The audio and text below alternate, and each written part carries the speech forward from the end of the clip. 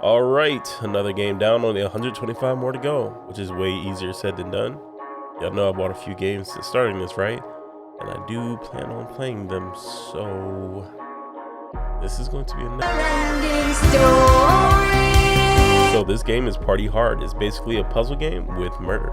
I picked this game up way back in 2015 and was shocked that I dropped it so hard after picking it back up because I was having so much fun with it.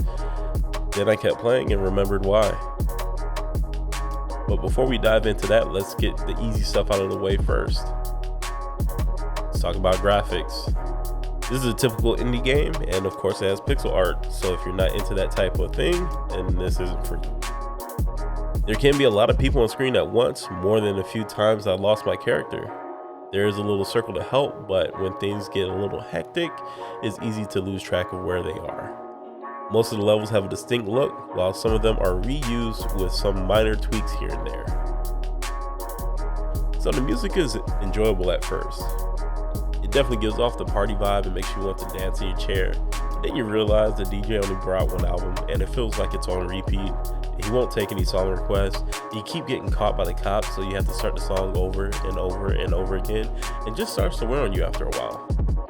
The game could have benefited a lot from more variety in the soundtrack. Understand that they probably had a small budget and could only afford so many songs. Alright, let's get into the gameplay, which is hit or miss. There are many ways to dispose of partygoers except when there isn't. There are different traps that you can set off to murder the partiers. Sometimes you get lucky and there are items to use like smoke bombs or flashbangs. Hell, you can even get a horse to kick people in the head. But a lot of those times the level just won't have many of those things available.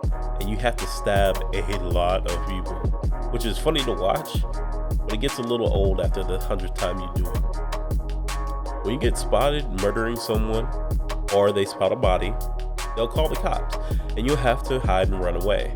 Getting away isn't too hard, you just have to be far enough away and the cop will give up. Because screw catching the guy that is making you come out to the location over 50 times to investigate.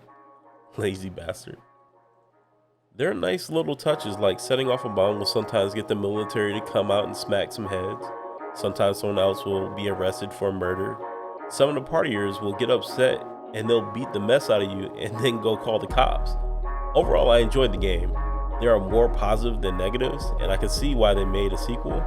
Just, I'm not going to buy it. But the game was good. I really do wish I would have finished this one the first time around. So it's that spooky time of year.